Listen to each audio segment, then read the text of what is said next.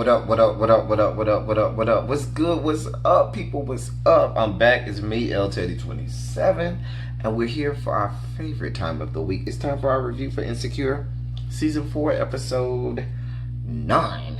Listen, we almost done, and I am so sad about it. Y'all know we hate when Insecure ends, but all good things have to come to an end. We got one more episode, y'all. We're going to make it through. But this is Episode 9, titled Low Key Trying. Now let's get right down to it. So Issa and Lawrence are back. I'm not gonna say they're officially back together, but they're back, working on things, trying to become back together. They're an item again. Which means they're banging like rabbits. Which means we get to see all of that delectable chocolatey goodness that is Jay Ellis's ass. Whew, that man has the perfect ass. Anyway, they banging like rabbits, doing all the stuff that they used to do back at the beginning of season 1. Well, not quite. When they were happy. Let's put it like that.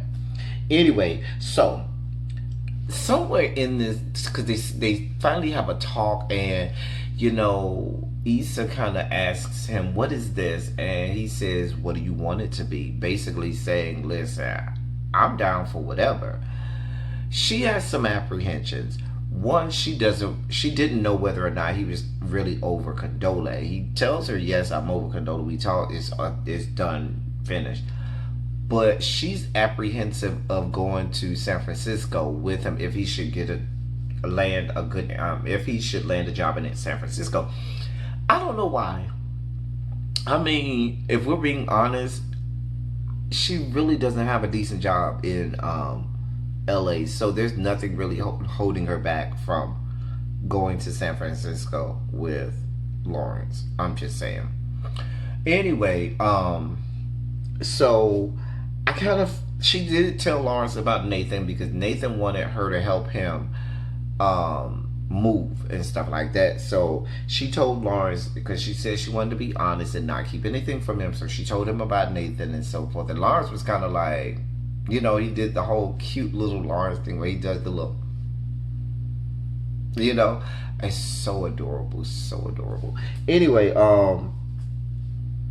and it was still kind of like left open in the air. Like Lawrence played it off and played it cool. I really think he did have an issue with it, but he didn't want to let that be known and make it like a big issue that could ruin what they had already.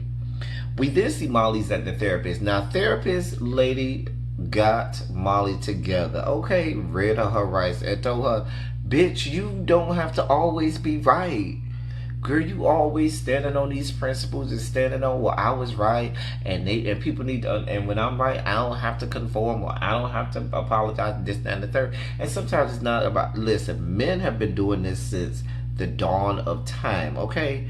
Men, we have had to often apologize for shit that we ain't do at all. We know we right. We're right in every sense of the word. But just to keep the peace and just to keep a relationship together, we go ahead and say, you know what, I'm sorry, I apologize, I didn't mean that. And just to keep it moving. Because sometimes it's just not worth the argument, the fussing, the fighting, and, tarnishing or, severing a relationship for.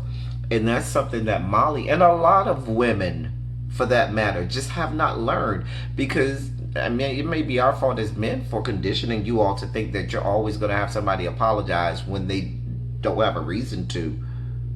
But sometimes you just, for the sake of the relationship and for the sake of just keeping the peace, you do sometimes have to apologize and get over it. I'm just saying. Anyway, you don't have to always be right.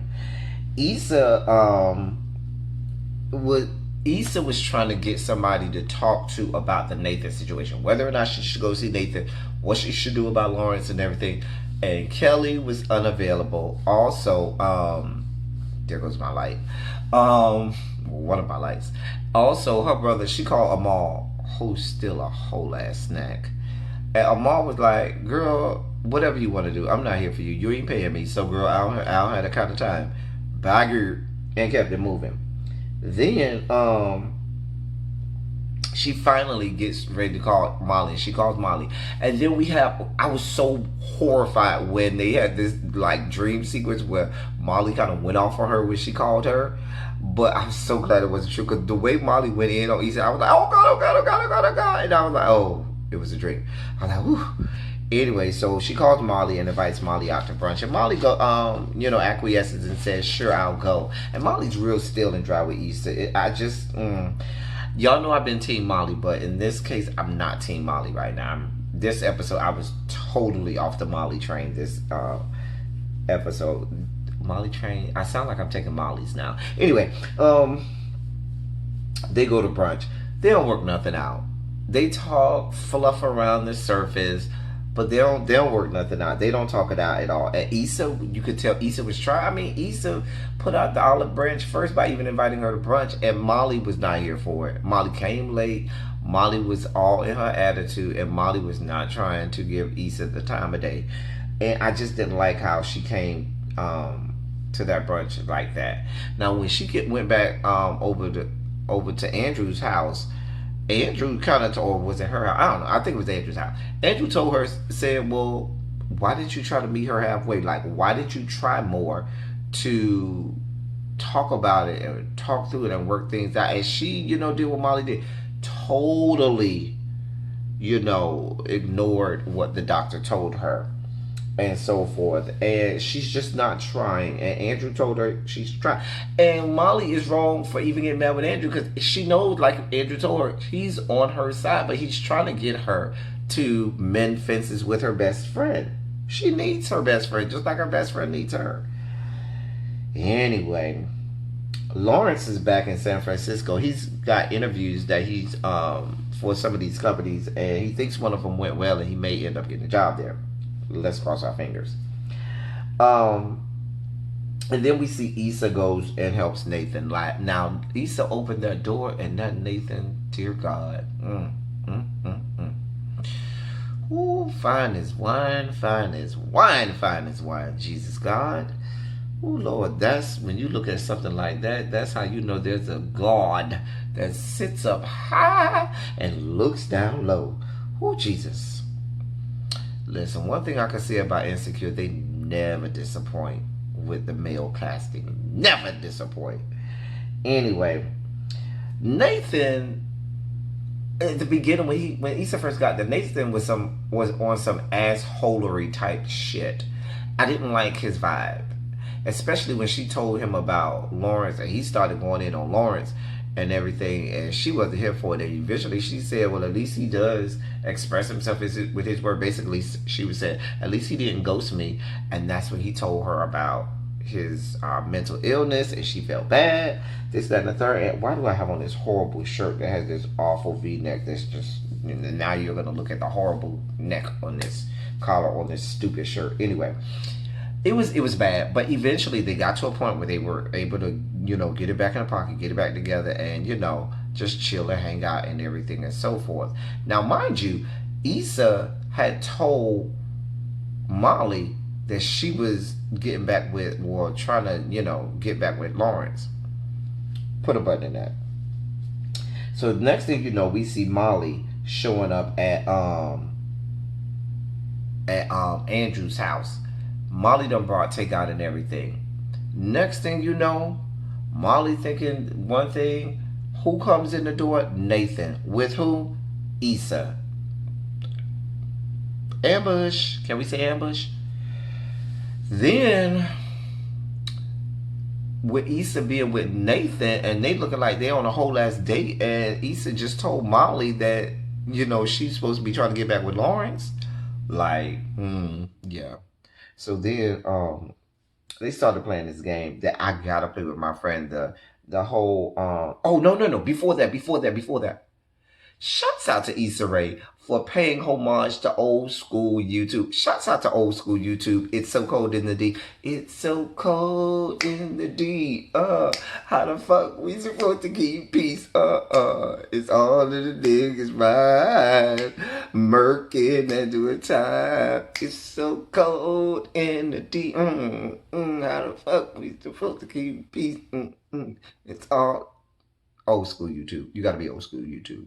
Anyway, great song. Phenomenal song. Go check it out. Anyway, I gotta play that game, the whole guess the height game, drinking game. Gotta play that with my friends. If you my friend and you watching this, we will be playing it. Anyway, so some kind of way when Andrew got up to go get another bottle of liquor, Molly was trying to text Andrew and tell her, see, I'm trying with Issa. But instead of texting Andrew, she texts Issa that. And Issa saw it, and Issa said, I'm out of this bitch. Chucked up the deuces and walked the hell out. Molly followed her, and then they had another confrontation where Issa says, well, I'm trying, you not trying. And she was right. And Molly said, basically, well, maybe this whole thing, me and you being best friends or friends, is not going to work out anymore. And I guess Molly expected Issa to continue to try to fight for the relationship. And Issa was just, you saw kind of the tears in her eyes because she knew, okay, yeah, that was the moment that, yeah, that's it. And she was like, and so Molly, I guess, wanted her to say something to fight for, so then she could try and say, okay, I want it. But Issa was like, nah, ain't nothing else to say. And she let it go. And so Molly, I think, was surprised that Issa didn't fight for the relationship anymore. And that was that. That was it. Issa rolled off. And Issa, you can tell, is going to have a moment, because you got to have a moment, because that's, that's your best friend. And when you lose the relationship of your best friend, that's like losing a boyfriend or spouse almost. Anyway, and then went on from there. Listen, I'm not happy about the breakup. That was the episode. I'm not happy about this breakup. I'm not happy with Molly. Molly pissed me off this episode. Molly girl, Molly, you ain't shit for this episode. You ain't shit this episode. You better get your life in order. You better get your damn life in order. Anyway, it's so cold in the D. How the fuck you supposed to keep peace? It all is mine. Murking and doing time. I'm out, y'all. Until next week's episode. That's all I got. Thank y'all for coming. Y'all drive safely.